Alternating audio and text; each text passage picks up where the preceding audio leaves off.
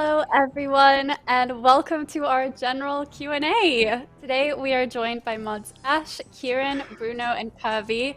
Wonderful lineup. How are you all doing? Let's start with Ash. I'm doing fine, thanks. Although I did have a moment there where I thought you said more Kirby, but Kirby, and that makes more sense. Hey, Kirby. Hello. Sorry if I did say that, I did not mean to. That's a great start to the stream. Thank you, Ash. Kieran, how are you doing? You look so cozy today. I'm doing fantastic. It has become winter very quickly. And now I can sit in a blanket. It's a heated blanket. I had it on earlier while I was working. Super nice. Loving life. I absolutely love heated blankets. They are perfect. I keep trying to get all my friends to get one. Bruno, how are you doing today?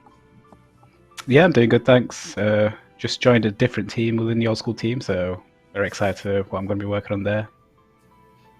Awesome. That's really exciting. And Mod Furby, apparently. How are you doing today?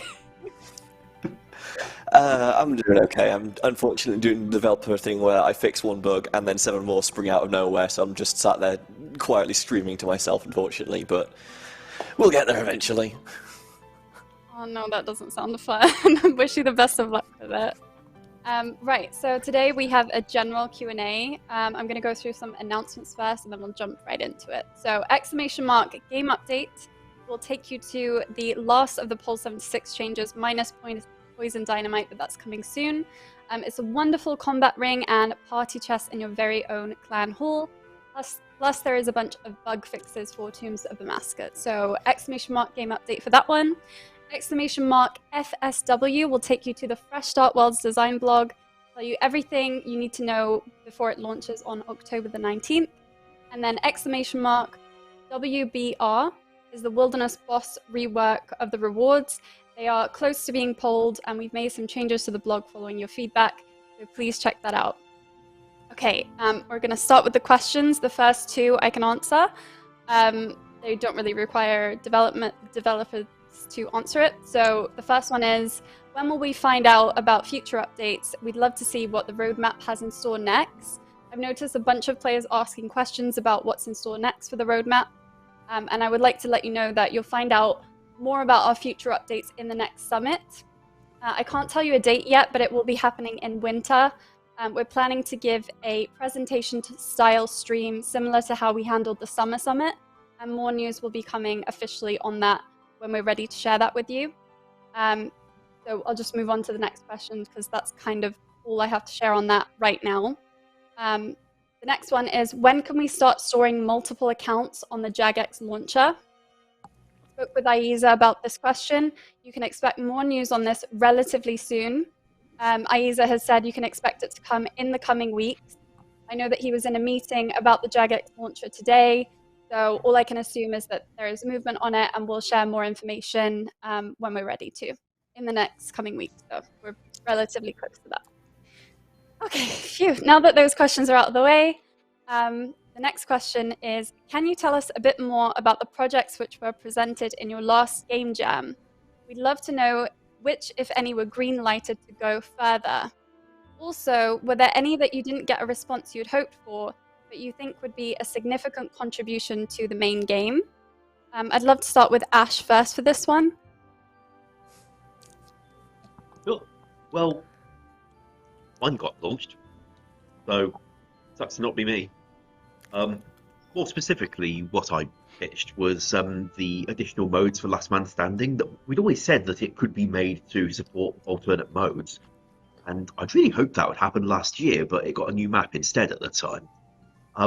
So yeah, I finally had that week where I could just go and program it. Couldn't do the whole thing in the week, by the way. It's not that small an update, but it was a great time to get most of the infrastructure in place, and much thanks to Mod Goblin for working with players to help get feedback on the loadouts. I'm very pleased that we got that one out there. Small update, but a lot more variety for the minigame as a consequence. Shame about some of the other troubles in there. In terms of the other projects, Tassikal Trials got a really good response from what I've seen. and I very much hope that's going to be able to go forward. Ain't going to be this year, obviously. I mean, you can kind of guess that from the fact it's October, but we think that will be a very good one to put to the players. Also, a special call out for Soft with the Wilderness massive expansion. Now that one's a big one, and frankly, we think pulling that one off is a very tall order. But I would like, beyond the work we're doing with the bosses at the moment, and hopefully on the bounty hunter next year, I'd like us to be able to look towards something of that scale. I think the area deserves it, and there's a lot in there that players can have a lot of fun with. Obviously, there was some good skilling stuff as well. Forestry stands out. The forestry pitch as one that could well turn up next year as a skilling update, so that it's not all bashing things. Anywho, so we hope to get more of them in there. But of course, just because we pitch something in a game jam doesn't mean that it's definitely going ahead, because, well, maybe the next game jam will pitch an even better idea that we should do instead of it. There's always more ideas, and players' ideas. It's been a while since we saw a community design competition, for example. And that's sort of it from me on that topic. Over to Kirby. You had some fun in the game jam, I believe. No, I had COVID during the game jam. That's the part of the problem. But, all right. This is the part where I get to sell Twitch Chat a dream that I have, at least. So, we have the combat achievements interface, and it's all very pretty, and you can filter your tasks by, all of the various criteria, like bosses and difficulty and all that nonsense. And then you look at the achievement diaries, and you get the little fake quest scroll from way back when, instead of anything useful.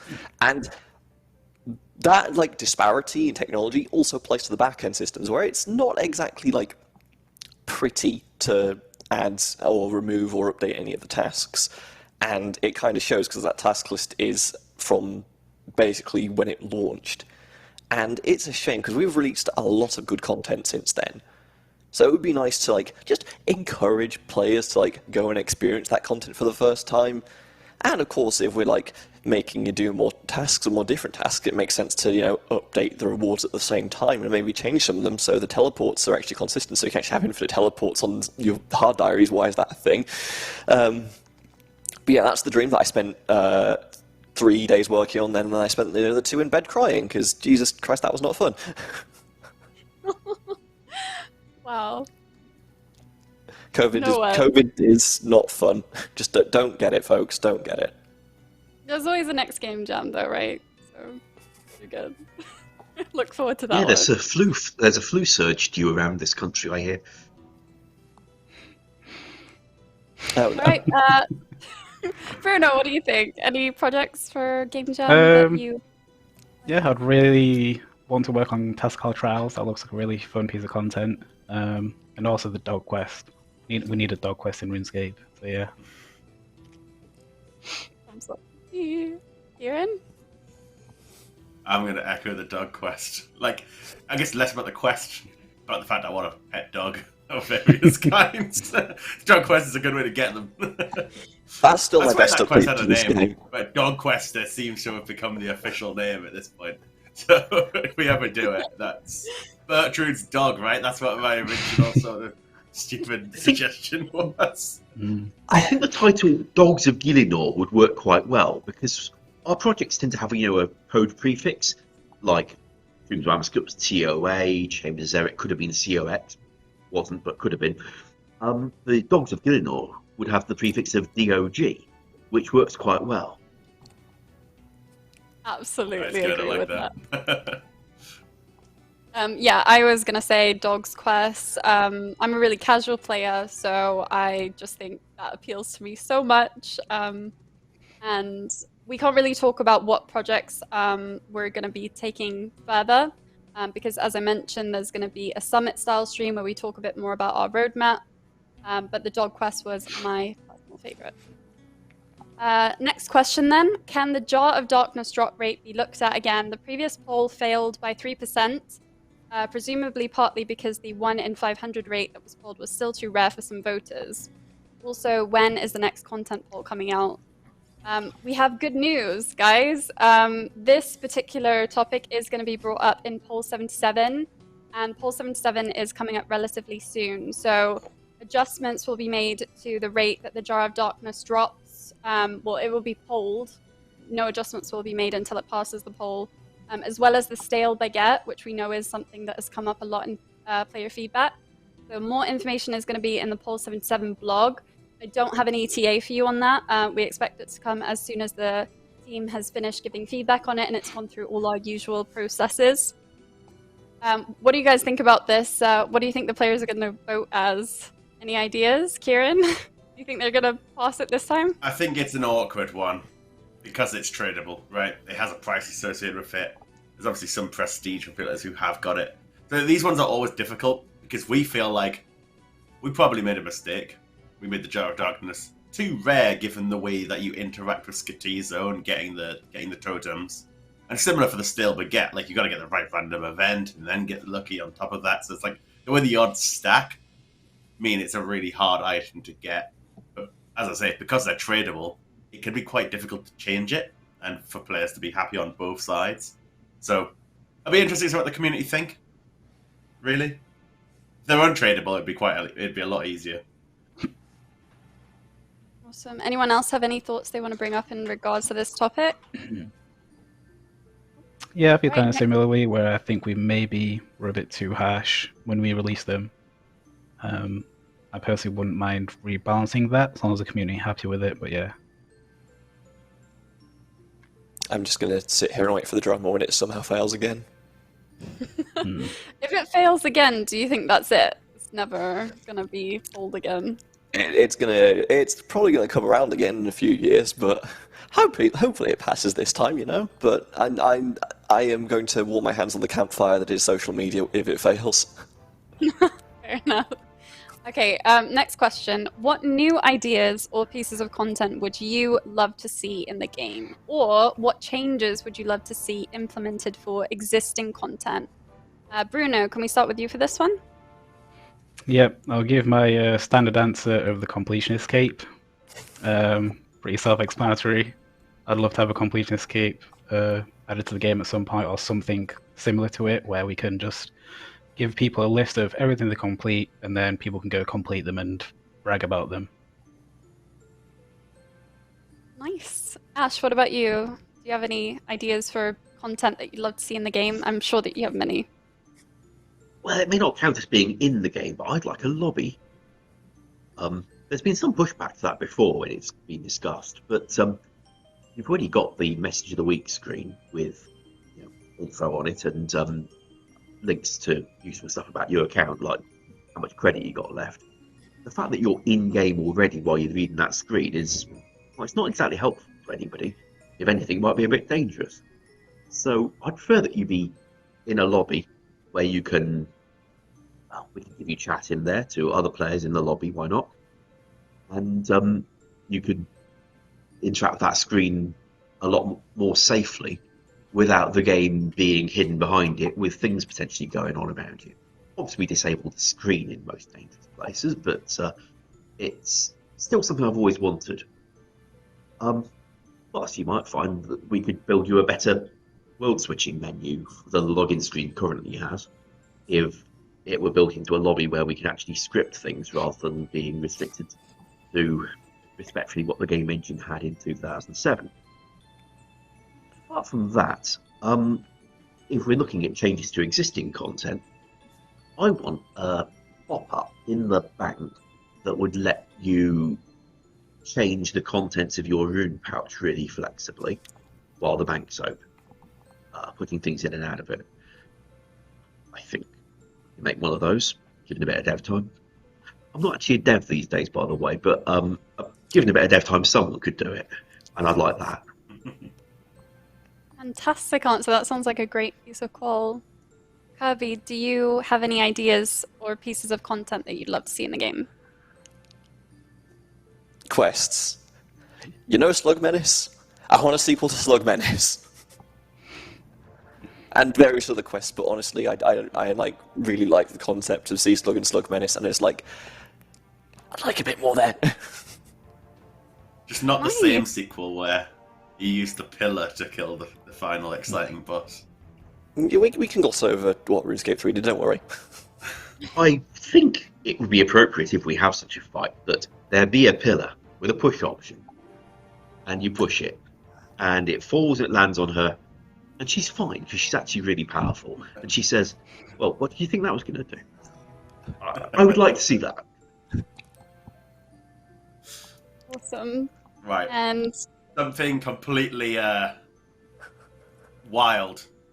So, like, maybe it's a strong word, but I'm really interested in this kind of concept of the idea of being able to own buildings or plots on the real world.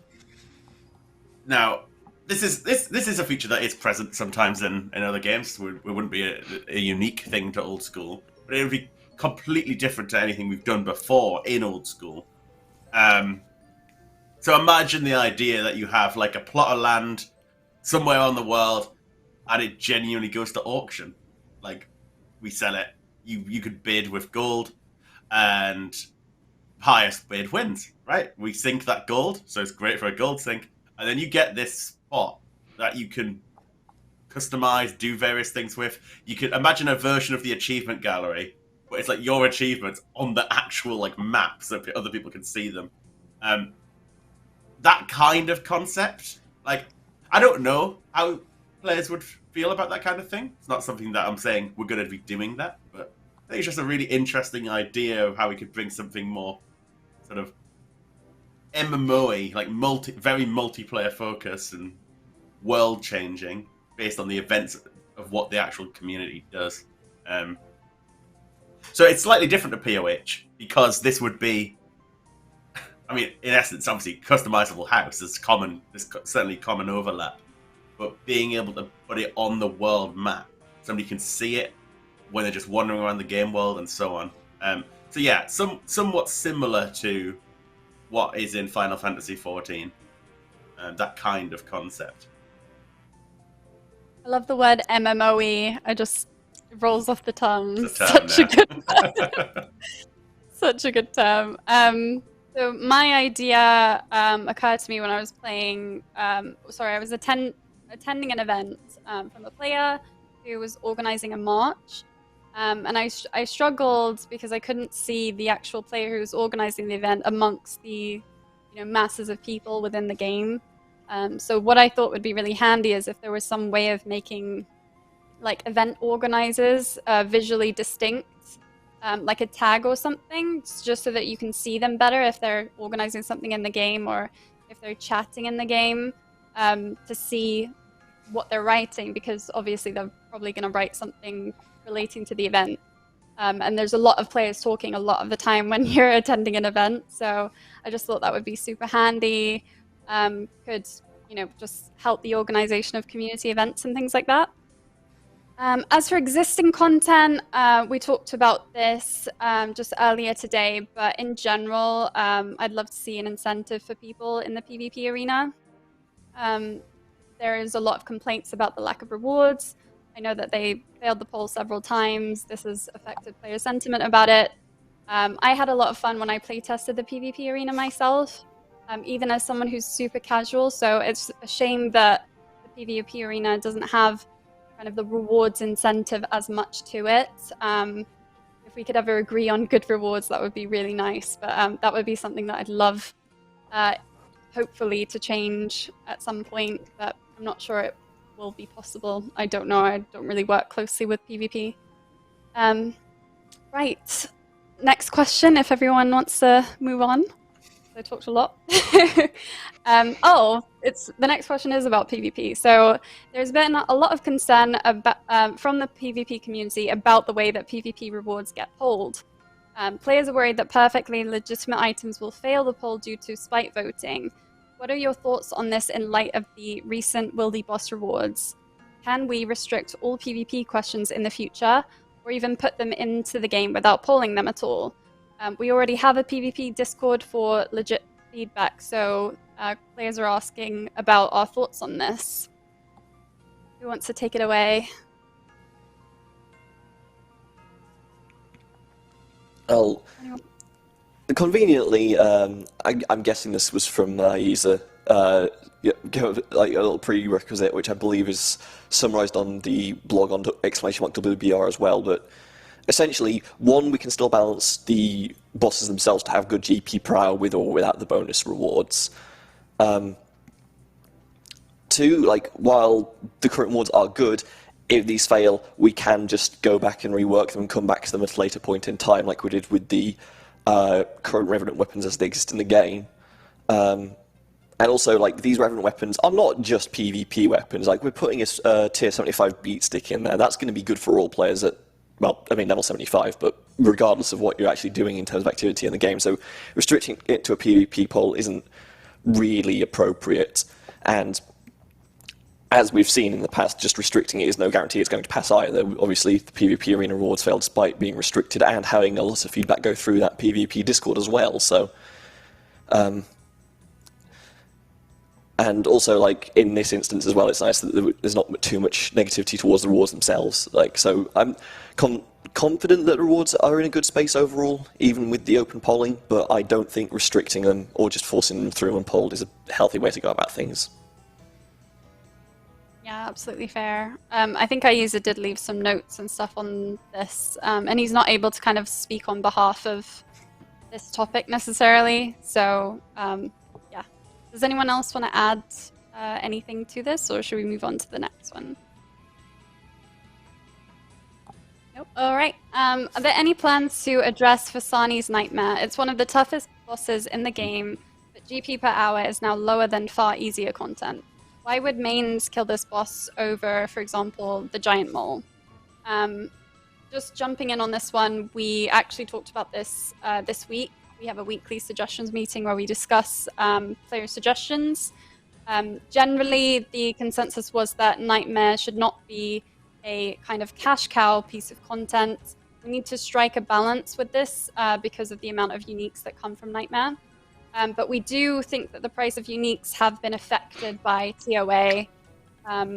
There is an option to sync more through the GE tax, but uniques will kind of lose their appeal unless we potentially buff them in a unique way.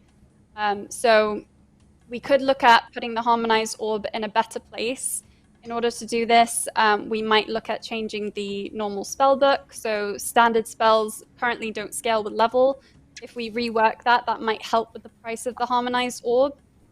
This is something that we'll keep in mind, but in terms of like straight up buffs, we won't be able to do anything at this stage.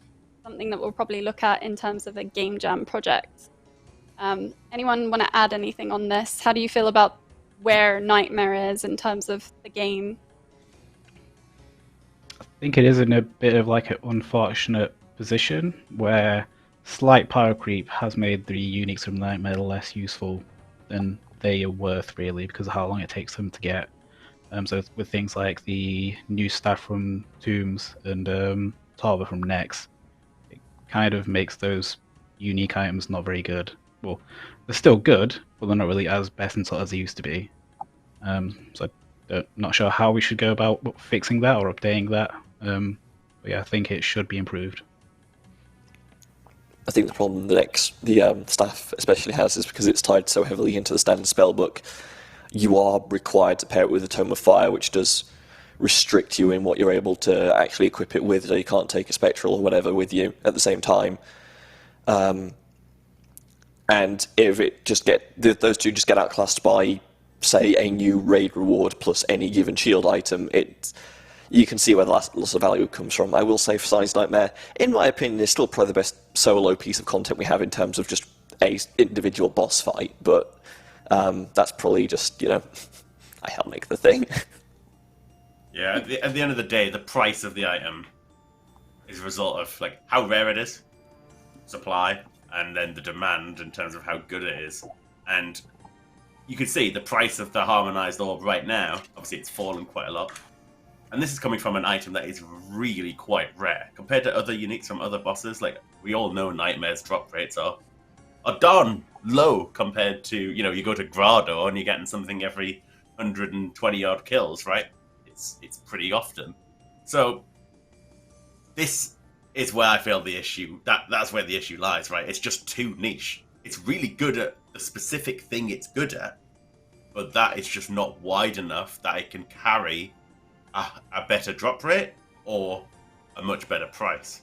And so we don't know what the solution is, right? Like overall, other than potentially sinking more for the G, but it's certainly a conversation that we'll be having and trying to work out, like, how can we make this a better, either the Harmonized Orbs better or make Fasani's Nightmare more worth doing in a way that isn't just bulking out the regular drop table. Though in the meantime, while it is only a stopgap and not a great solution, we do intend to sink more via the GE tax in the short term, while we look at possibilities for what would make it more desirable. Thank you, Ash, and thanks for explaining that, guys. Really appreciate it. The next question is, any chance the team would revisit the idea of changing Shopscape for Irons? One of the most tedious and pointless things in the game is having top 100 worlds so you can stock up on runes. Kieran, I'd love to start with you for this question. I know that you're super passionate about talking about Shopscape, so take it away. What I want to really say is, like, I agree. It's tedious, it's awful, it's not fun. So, as designers, we don't want people doing that. I think that's awful. It's not fun for any Iron Man to have to sit there hopping out a world, competing with other Iron Men for the same stock, where the shops restock slowly or their costs skyrockets as soon as like even 10 of them have been bought or whatever. It sucks. We did improve, I believe, the shop on Luna Isle recently such that it doesn't scale the price up so fast when it's bought out of stock, which essentially just increases the amount of buyable stock in the game. But overall, it just takes hours and hours just messing around with shops. Goldor, I think, is one of the worst culprits compared to runes. But for us, ideally, it's more interesting if there's a interesting way to get these items. So, think of the sand solution, right? We added the sand grinder that made getting sand and even paying for it far more interesting than just saying, here's a bunch of packs in the shop. However, I think there's a balance to be struck. Like, until we add those better skilling systems and better solutions, we shouldn't be leaving it, really, I think, as painful as it is. So, at least this is my view. I would happily see more sort of rune packs and stock increases and things like this. Because you're spending that gold anyway. What's the point of making you spread it out over 4, 5, 6 hours of hopping worlds for buying them one at a time and getting frustrated when it's a busy time and there's other people buying the stock out before you? It's just not fun, and we shouldn't leave our players doing stuff that's just that tedious. Thanks for that, Kieran. I really appreciate it. I've seen a lot of comments about it myself. I know that the dev team does want to encourage players to obtain runes in a kind of more gameplay-oriented way. So for Guardians of the Rift, we wanted to encourage people to interact with the minigame in order to get the kind of runes that they wanted. I think that was really successful. But it's clear that there's still an issue with Shopscape for some irons because they keep bringing it up to us. So I'd be keen for any changes in that area. Curious to know, does anyone else have any thoughts before we move on to the next one? It is hard for skilling activities to compete with the rate the shop could pump them out if it's got packs in it. However, coin shops are not the only kind of shop available. One discussion that didn't get agreed at the time, but could have been and could be revisited, was whether the reward shop from Guardians of the Rift could sell packs of runes and pump them in from that. So that rather than, going to the coin shop, you'd be playing a mini-game and coming away with stacks of the runes that way. I think that kind of thing could be pursued in addition to what Kieran describes. Absolutely, that sounds really good. I will move on to the next one. Will the TOA design philosophy be used for most or all future content? That is, the concept of having a boss that is easy at its core, but which can be made more difficult by turning on optional mechanics. Will we ever see something like the Inferno or Theatre of Blood again? Can I start with Ash for this one? So, that can certainly work with replayable content, and I do expect there'll be more use of it. Like, we're very much aware of the interest in seeing James as Zarek and Tom get some kind of scaling feature. Like, you know how painful it is to customize your Cox grades with alts and scouts, etc. So a feature for customizing it via a coin sync instead would seem well worth offering. And in the few discussions I've had with players, it seems like something people would be willing to get behind, even for quite a lot of coins. So that could be worth pursuing. Now, that said, I also think there'll be a need for truly elite content in the game. And there's something about an Inferno cape it's the Inferno rather than, say, Tombs of Amascut on a particular setting, which, while it may be as difficult and as great an achievement, it's not got the same ring to it because there's so many other versions available. So I think there will be a need for truly elite content so that the best of the best can get their flex on. But on the other hand, where a project like Tombs of Amascut, that took nearly a year from quite a large chunk of the team. If we're going to put in that much time on something, and therefore they're not available to make other things for other players, we want the thing they're producing at the end of all that time to be something a lot of you can engage in. And that means that making it in a way that mid-level and above can plausibly have some fun with. Invocations and scaling options seem like a good way of offering that.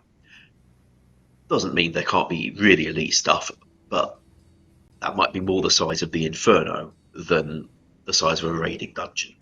I doubt we'd do another thing on the scale of Theatre of Blood that was so inaccessible to the casual player. Absolutely understand where you're coming from there. Kieran, what do you think about this?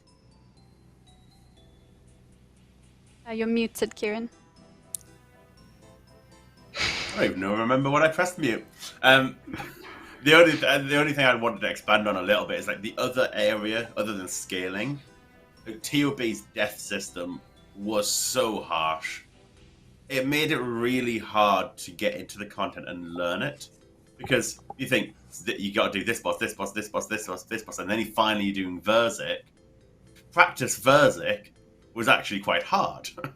And so in the new raid, obviously, well, firstly, you can do the first 4 in any order, but obviously you have better ways to get to grips with it. And anybody who's familiar with high-end raids, and not just old school, and not just RuneScape, but PVM and other titles as well, finding teams is hard. You have this like vicious circle of teams requesting, oh, we only want people who've done 50 kill count and this sort of stuff. Well, how do you get your first kill count if you can't get a team because all the teams require you to already know it? That is a big problem games face, and we want to make that a better journey, provide a journey that you can actually learn the content by and get into it and get to a high level. Certainly with raids, right? I think Ash covers it really, really well. They're expensive to make, ultimately. What was I going to say? What I was going to say is it's not only invocations, right? Invocations aren't the only way to scale up content. And that might well be something we experiment more with in future and offering it in different systems and so on. Anyone who's familiar with some of the stuff RuneScape's done boss-wise, they have like enrage systems that scale up the more you defeat it and you unlock higher enrage options. So that essentially ends up being sort of a difficulty slider rather than a completely customizable choose your invocation stuff. There's a lot we could experiment with, and there's a lot we've learned already from doing invocations, and that is balancing them is hard. It's really quite hard to do, and that took a lot of effort, and I wouldn't say it's perfect by any means either. So hey, we'll see what happens in future content. Absolutely agree on the balancing element of that there, especially in CM. Bruno, do you have any thoughts on this? Like, do you enjoy the design philosophy from TOA? Would you like to see it in everything, or would you like to have some content just, kind of like the Inferno, really high barrier? I think it's been very well made for the Tombs of Amascut. I definitely don't think we're going to be doing it for everything. We'll do it when it makes sense. So, like, it probably makes more sense in like a bigger raid or something, or not specifically a raid, but in a bigger piece of content. So say we had a new boss, I wouldn't expect us to come out with one of those. But you might get other twists. But yeah, I'm not going to say definitely, because that's a strong word, but I think we'll most likely get something big like Theatre of Blood or the Inferno at some point in the future. Nice. Kirby, any closing thoughts on this question? And I feel like having this kind of stuff is slowly going to become a requirement for group content, just because we're going to get players different proficiencies and experience level with the game, and for them to play together, you need to like reliably have it at the lowest sort of like denominator of who can actually access it. But obviously, that's going to be different for different groups of people. So you want your sweaty group to be able to go, okay, we'd like to have all the invocations on and die in 2 seconds to everything, but for getting mod lighted to a party, I think I'd like to turn the difficulty down a little bit. No shade. Yes, please. No, agree. Definitely agree with you on that one. I need the easiest setting. But I love accessibility, and for what it's worth, I think games thrive with both. So having accessible content, but also flashy content that your top level players can flex. So I think there's a mix there. And I'm just glad that players received it so well.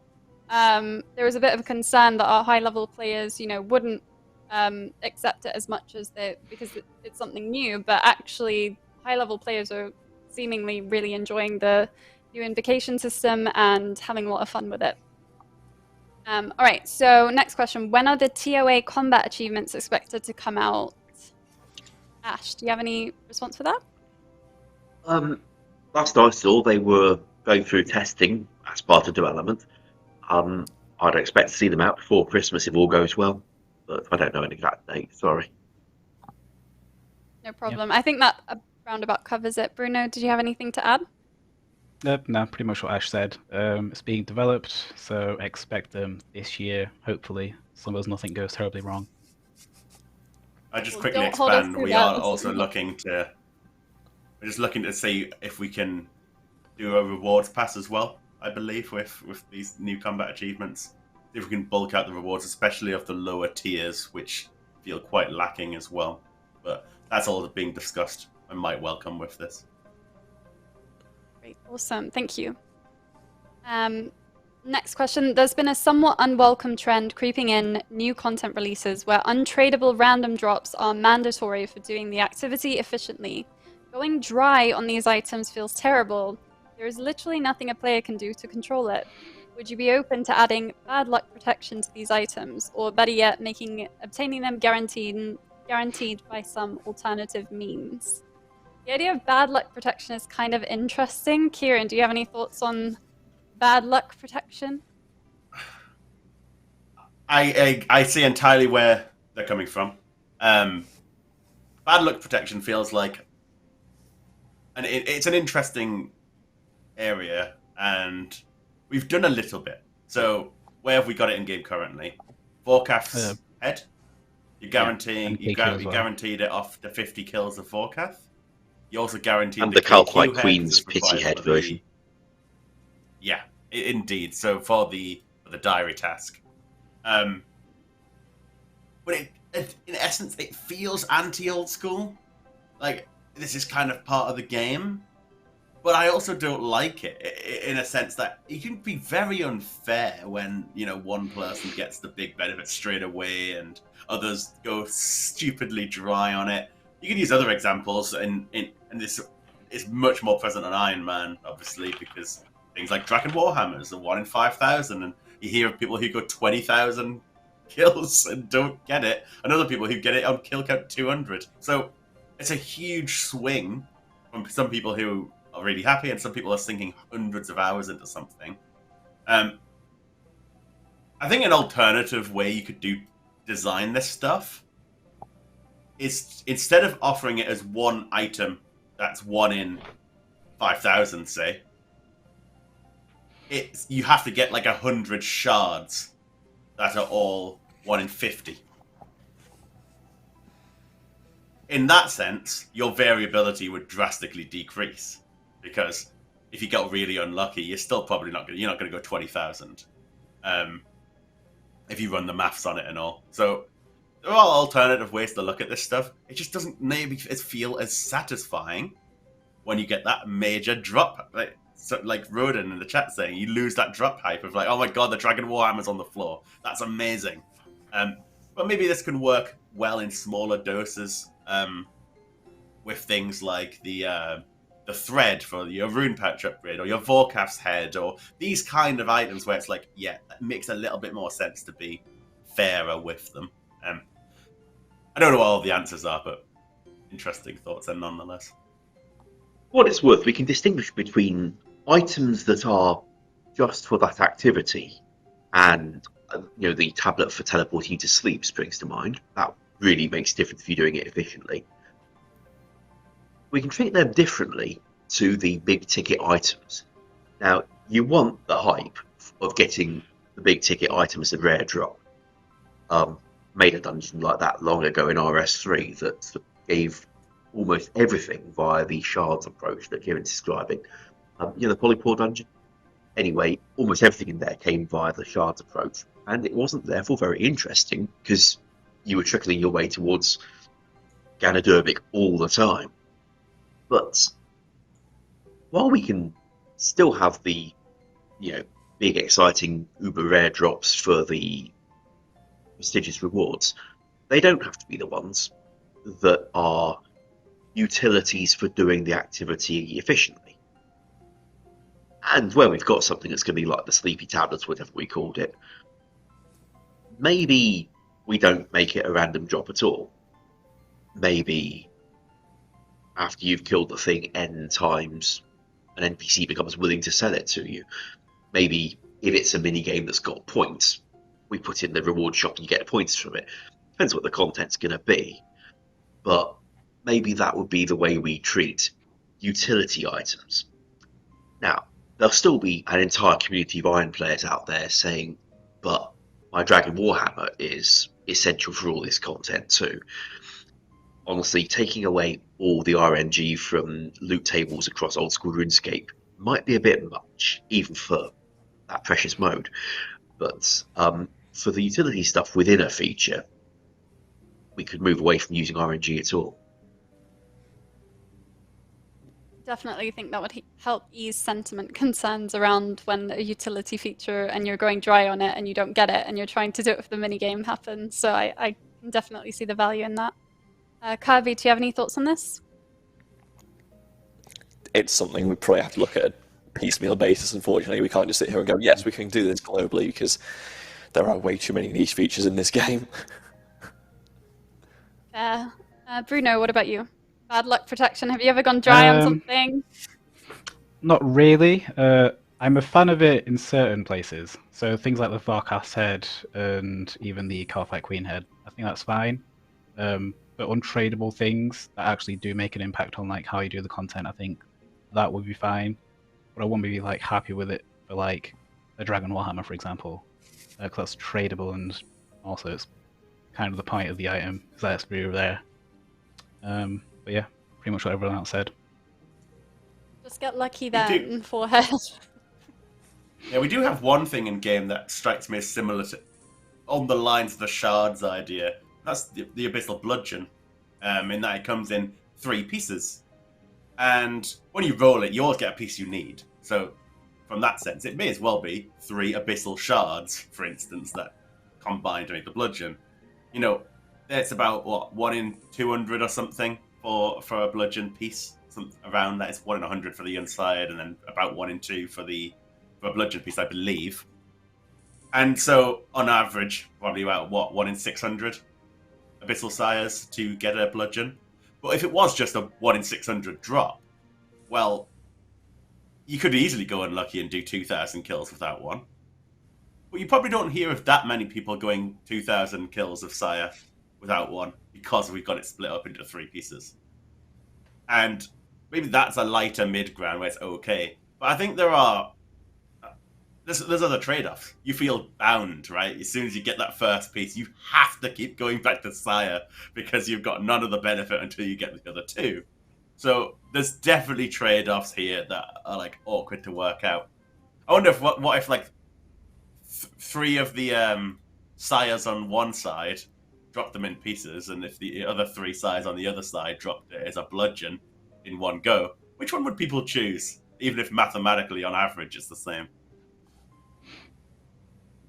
Pull out the answer in chat so we can prove this isn't a pre-recorded stream. Like I've seen 10 people say this is pre-recorded, and I'm like, no, it's not. Right, a very interesting discussion though. I'll just move on to the next one because we only have 15 minutes. When will the diversity and inclusion changes be made? June's Gazette predicted it would be the end of September. Many, if not all, have not been made. So just an update on that. We're still working on these changes. We are really sorry it's taken so long to release. We just made a couple of shifts in the release schedule, so we pushed it forward a little bit more. We want to allow many of the changes to go out in bulk. We don't just want to kind of drip them over the next few updates. What I can tell you is next week's update is quest speedrunning. The next one after that is Fresh Start Worlds, because we've already announced that.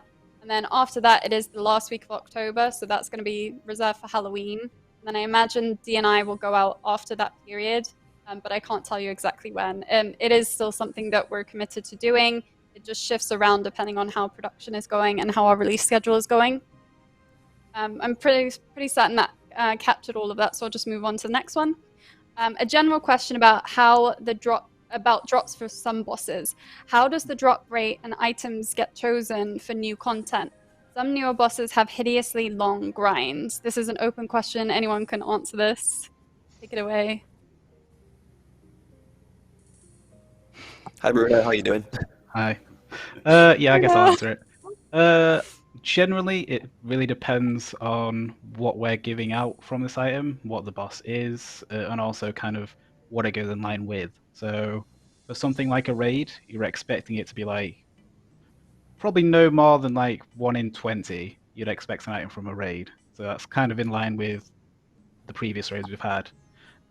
Whereas obviously for something like a new mid-level boss, you might it depends also how many drops the boss itself has. So like Gargoyles has a few drops, so the items are a little bit more common. But if you look at like God Wars, for example, the bosses are pretty hard and there isn't that many drops. So around 1 in 500 of any items seems kind of fair.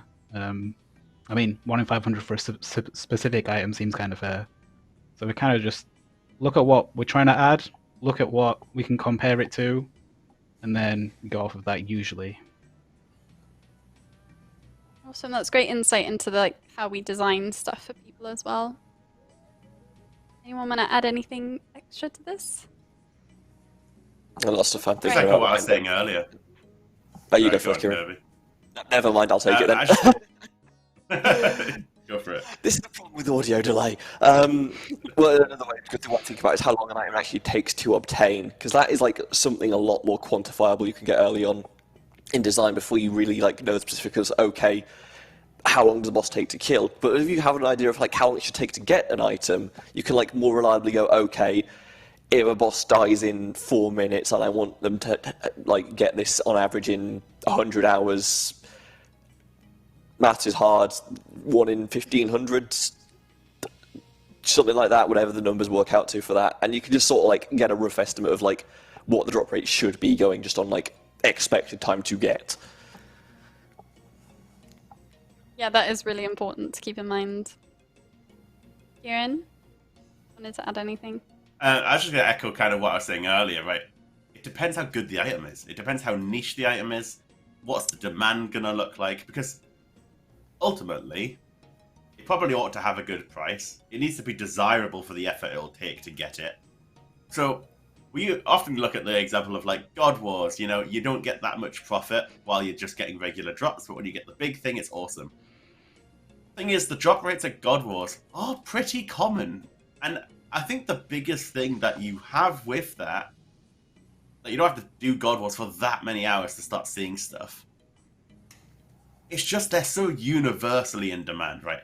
Everybody needs Abando's Tassets because it's just straight up, until Torva came out, was best in slot, the go-to item. And guess what? You need it for Torva too. So it's just so universally in demand. Whilst something like, I mean, if you go back to like the Harmonized Orb stuff, not every player wants one. Not every player needs one. You're not wearing it for every time you do melee content. So when it's got that level of demand, you can afford the tacits to be dropped at like 1 in 512 or whatever the exact rate is. And obviously, when you combine that with it's not just tacits, it's chest plate as well, and so on. Same for Armadillo from Kree. Like, you could afford it to be quite common. Whilst if it's something that's quite niche, if we wanted to have a good price that represents how powerful the item is, it needs to be quite rare. So it's this it's this difficult approach of trying to get that right, such that it fits the content. As Kirby's saying, you don't want it to take too many hours. That's one of the pressures, and that's what this feedback's almost directly about. It just takes too long to get the thing. The other side, if we make it faster to get, you'll probably get more people wanting to do the content, and more of the drops will come in, and so the price will be much lower. And then you'll probably also get complaints that this item is just way too cheap for how good it is. So these are the factors we really got to take into consideration when balancing it, such that the content's good, and so is the item. That is such useful insight, and it is such a balance to get right. So yeah, very, very useful insight. Next question is, are there any plans for more updates to Slayer? I'm itching for new monsters to fight. Oh gosh. So I don't think we do enough new monsters generally, right? It's a pretty simple update often, right? It's a new monster, has some interesting thing going on. It's maybe some unique drop. Quite cool. The problem with it is the balancing of Slayer. And as we've seen when we've added new monsters over time, right? Whether it's Drakes, whether it's the Wyverns on Fossil Island, you get a lot of people asking if it will toggle them off because it's a task that's not efficient to do, and it weighs down the table from all the stuff they do want to be doing. Equally, on the other side, it could be a really good task, and it's just straight up something else is getting removed from your rotation, and you're suddenly going to start skipping something you weren't previously skipping. And it's just, I feel like that sucks, and I don't really know how to solve that from like an interesting perspective. Like, maybe these monsters will be worth doing for their drops and so on.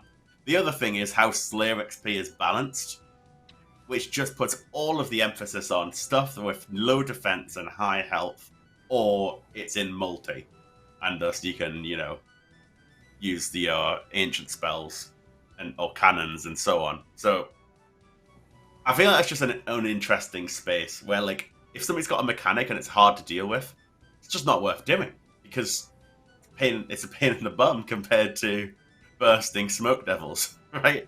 Or even or anything like that, right? So I would look to see how can we fix that. Perhaps we can just artificially make certain monsters give different amounts of Slayer XP based on a bigger, more complex formula based on their other stats. Maybe some modifiers. Oh, it's got mechanics. Let's buff up the XP that you get for Slayer from it, so that it's worthwhile doing. But yeah, I don't know what the exact answer is. Ash, you got an idea? Well, it's not exactly what Jakeish95 is hoping for in terms of new monsters, but there are things Slayer needs that aren't new monsters. In particular, I'd really like to see the partnership system available again. There could be a lot of benefits to the game from people being able to have some variety of things to do with a friend in the game, that is. But apart from that, yeah, there's a lot of monsters where getting hold of one can be tricky. Firewatch springs to mind. I would be glad to see more task-only areas for some of these things. Now that can, rather than just giving it, we could give it something that players unlock through the skill, so that the skill remains valuable as a means of getting these things. But overall, I'd say there's a lot of scope for updates to Slayer. The team in player suggestion reviews thought that the Firewatch task-only room was quite a reasonable thing to have too. But it wasn't just about new monsters so much. Sorry, Jakeish. Very comprehensive answer, and I see a lot of support for the partner Slayer mentioned in the chat. So yeah, we definitely take that on board. I'm conscious that we're running a little bit out of time. We did pre-prepare some of our answers for stuff, so I don't know how many we'll be able to get through Potentially just a quick fire round where we just go through the pre-prepared answers might be possible.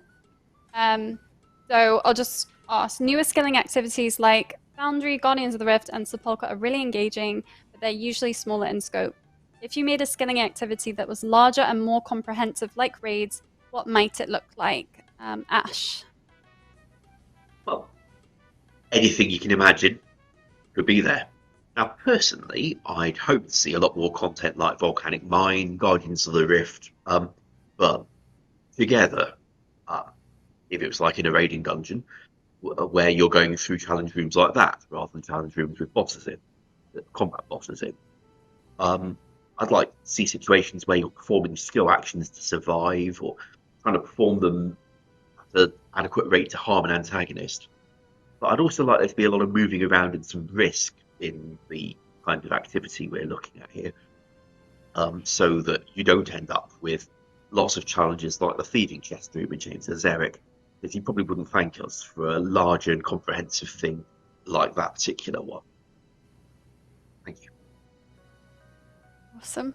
I do want to get through a lot of these questions, so I might just have to whiz through them.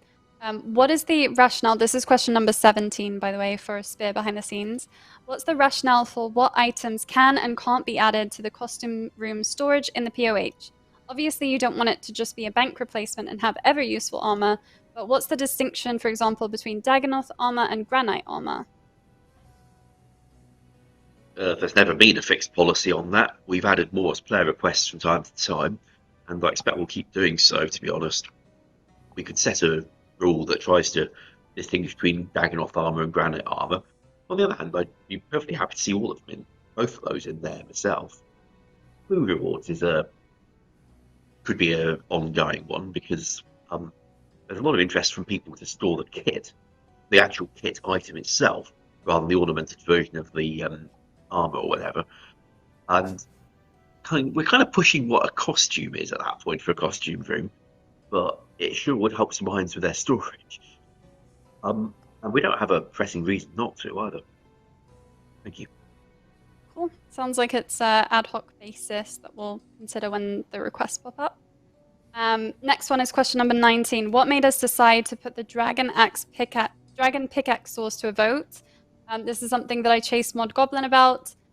He said, we felt there were a handful of skilling sources already in the game where it might make sense. We couldn't decide which of them should be favored over another, which is why we wanted to put that decision in the hands of players and increase player involvement as much as we could within the blog and the polling process. So that's his answer on that. Kirby, I don't know if you wanted to add to that or if that kind of encompasses everything. It's the kind of thing that we probably would have put the pickaxe in some of those pieces of content at the time if we had the option to, but retrofitting it, they all have some small problems, some larger than others. So I figured we might as well get the community involved, have them go, actually, we would prefer it like this, and just, get the players involved a little more. It's just a nice little thing we can do when we're not certain ourselves. Yeah, I love that approach. Right, 2 more questions. I'm going to go with 21 and then 20 to end off the stream, if that's okay. So question 21 in our list was, are any minigames that aren't as active anymore being revived with new ideas, content, or rewards? What are your thoughts on reviving some minigames that aren't as active anymore? Well, as you saw from my Game Jam pitch, I chose to try and revive a minigame with some new content in the form of the LMS update. And our leads are very keen on getting more like that. We'd be able to do a lot more with older games like Castle Wars, maybe an alternate castle. The game engine's more fully featured than it was when Old School launched, so we'd be able to instance Castle Wars, so that the alternate castle wasn't limited to one game per world at a time, if that would be of any help. I also saw an interesting pitch for a higher tier pest control lander that would take you to a tougher island, where in addition to the usual pests coming through, you'd confront a pest boss, or maybe you'd go through the portals yourself to beat this pest boss. So that'd be quite a lot of fun, and also a nice higher tier way of introducing more rewards. Maybe the idea of the pets after all this time. And then there's Trouble Brewing. It's been dead for as long as I can remember, and for that one, it needs more incentive to play it, and it needs a very significant usability overhaul. Letting you take your pieces of 8 back in there, for example, rather than having to find a place to deposit them, would be rather helpful for the ultimates out there. But it needs a bit more than just a little love on that one. It needs a purpose. The stuff might be a very helpful way of giving it some, if that became its unique selling point. If the stuff were worth having, that might be the route to making people want to play the minigame. To light. Fantastic answer. Thank you so much. The last question I wanted to end the stream with, this is for everyone, but I thought this was kind of important, or at least interesting insight. So what are the main struggles for old school RS developers? What are the devs' perspectives on opportunities, their struggles? What are their priorities? I'll start quickly with this one. The number one problem that I have seen developers have to deal with is online toxicity. Our development team literally wants the best for its game and the player base, but toxicity is the number one thing that makes developers less engaged with the community and less willing to just engage on social media and things like that. And that actually does affect the product because they appear less frequently on streams such as this one. They engage less with social media where players leave feedback. So that's the number one struggle, in my opinion, as a CM. And yeah, players are always fair to voice constructive criticism and feedback because we need it a lot of the time. But when it gets personal is when I feel that it's the biggest struggle. So yeah, the vast majority of players, by the way, are absolutely wonderful. Like, I experienced so much positivity myself. But it's that, small amount of toxicity that can affect developers. And yeah, I just thought that's my take on it. Does anyone else want to add to that? Like, do you have any other perspectives on this? I'm just gonna follow up straight on that, really. Like, all it takes is one comment out of every 100, right? You can have 99 positive comments, and you see that one that's digging at you for something, and it really does hurt. Like, it really does. It really can hurt. So I echo that. Toxicity, attacks online, so on, just not okay.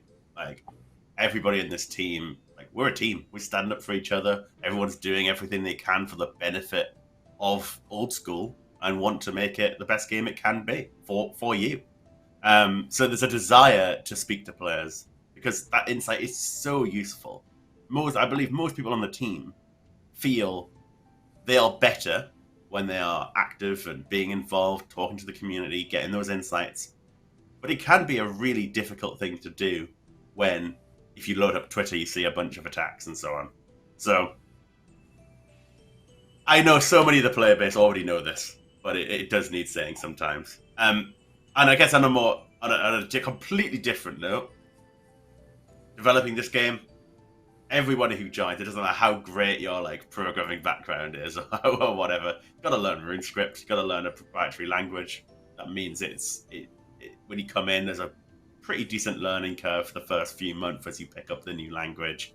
That certainly is a challenge for us because it means you can't just recruit somebody, have them come in and immediately they're making an impact and so on. And a second point, similarly, this game is so big. Like, the amount of content over 20 years of RuneScape, how many metas, how many systems you could unintentionally impact with changes you do. Game knowledge is a genuine challenge. Like, you bring in people who know this area of the game really well, this area of the game really well, but my god, it is colossal. And so it does take a lot of teamwork, discussing with others, speaking to experts on the team who know this area inside out and so on. That is a challenge, especially when it comes to balancing, making sure rewards work and fit and don't have some sort of negative impact. But equally, you can also break other things in the code base so much because just so many things touch other parts of the game. And unless you're aware of it all in advance, it can be quite hard to realize that. Absolutely. Fantastic insight. Does anyone else want to add? I know that this is just an open question, so you don't have to. But I really wanted to say that on behalf of what I've seen personally. Yeah, definitely go on the toxicity side of things. Like, it's very important to provide constructive criticism. But aside from that, I feel like one of the harder things as well is to match the player's expectations on the content. It is something that's pretty hard sometimes to reach, but I like to think we usually do a decent job, especially with things like the the Tunes of Mascot, which has gone out really well. But on the same type of line, the Theatre of Blood was a little too hard, maybe, which made it a little bit hard on release for people to get into. But I think people who liked it stuck to it, so that's cool. Awesome, fab. All right, I'm gonna round off then and go through some of the announcements. So I will just scroll up. Exclamation mark game update will bring you to the most recent game update, which introduces a combat ring and a party chest in your clan hall, plus a bunch of bug fixes for TOA. Exclamation mark FSW is the Fresh Start Worlds design blog. Tells you everything you need to know about the design before it launches on October the 19th. And then exclamation mark WBR is the Wilderness Boss rework rewards, which are close to their polling stage. So we made some changes following your feedback, and we'd love to know what you think before the poll goes live. I have seen a bunch of comments in chat wanting us to address community chucking, I believe. So I will forward that over to the rest of the CM team, make sure that your feedback gets heard, but I won't be able to give you a statement live on stream. But I just want to let you know that we've seen that. Thank you for raising it. And if that's everything, we will round off today's stream and say goodbye to you. Make sure to tune in for Quest speedrunning next week. All right. Bye, guys. Thanks, Zaha.